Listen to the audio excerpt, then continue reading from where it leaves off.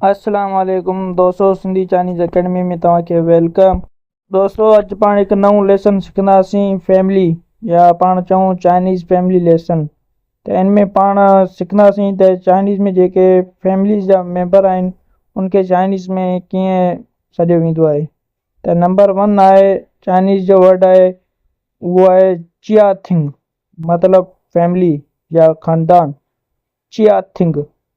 उनखां पोइ नंबर 2 ते आहे चिया, चाइनीज़ जो वर्ड आहे चिया, मतिलबु घर या ख़ानदान या होम या फैमिली।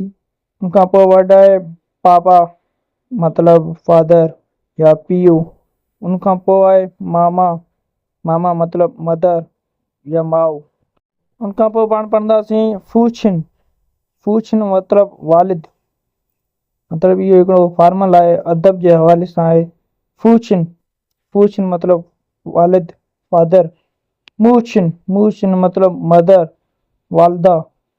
मतिलबु इहो हिकिड़ो अदब जे लिहाज़ सां फूछिन ऐं मूछिन इस्तेमालु थींदा आहिनि चाइनीज़ में, ऐं माउ ऐं पीउ जे लाइ। उनखां पोइ आहे ग, ग मतिलबु वॾो भाउ, एल्डर ब्रदर, ग। त मुंहिंजे चवण जो मतिलबु वॾे भाउ खे चाइनीज़ में चवंदा आहिनि ग मतिलबु एल्डर ब्रदर, वॾो भाउ। उनखां पोइ आहे मतिलबु नंढे भाउ खे चवंदा आहिनि चाइनीज़ में द मतिलबु यंगर ब्रदर, नंढो भाउ। त उनखां पोइ मूं तव्हांखे ॿुधायो त जेको मामा ऐं बाबा जेके चाइनीज़ में हिकु वर्ड्स आहिनि, उनखां पोइ जेके फूछिन ऐं मूछिन आहिनि, मतिलबु अदब जे हवाले सां या रस्मी हवाले सां पाण उन्हनि खे पढ़ूं था। त मतिलबु हीअ जुमिला आहिनि, इन्हनि जुमिलनि खे छॾियो तव्हां सुर्गो इन्हनि जो यूज़ ॾिसो त यूज़ कीअं आहे फूछिन ऐं बाबा जो।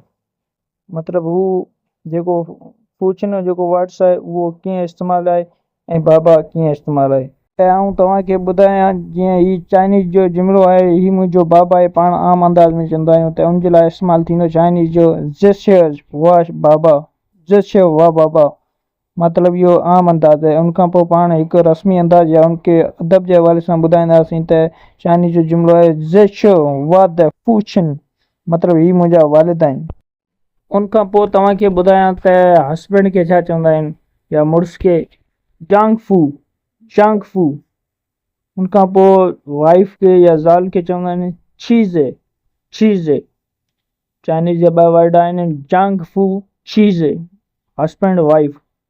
उनखां पोइ आहे वर्ड्स ये मतिलबु ग्रैंड फादर, जेको साइड फादर साइड से आहे उनजे लाइ इस्तेमालु थींदो आहे ये।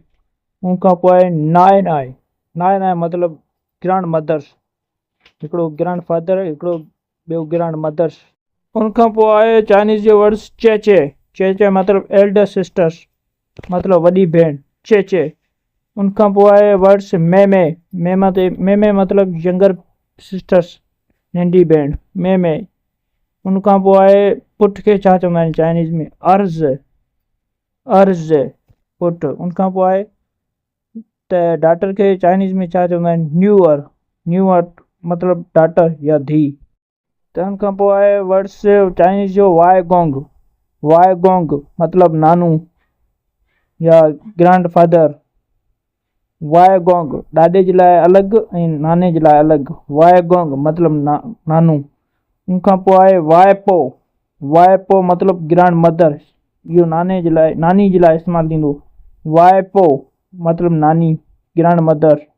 त आउं तव्हांखे ॿुधायां इहो फैमिली जे लाइ मतिलबु HSK लेवल 1 जे हिसाब सां इहे अखर तव्हांखे मूं ॿुधाया आहिनि। अञा फैमिली जा जेके वर्ड्स आहिनि उहो अञा वधीक आहिनि, पर जेके HSK लेवल 1 जे हिसाब सां जेके वर्ड्स हुआ उहे मूं तव्हांखे ॿुधाया आहिनि। उमेद आहे तव्हांखे पसंदि आया हूंदा या तव्हां सम्झी विया हूंदा।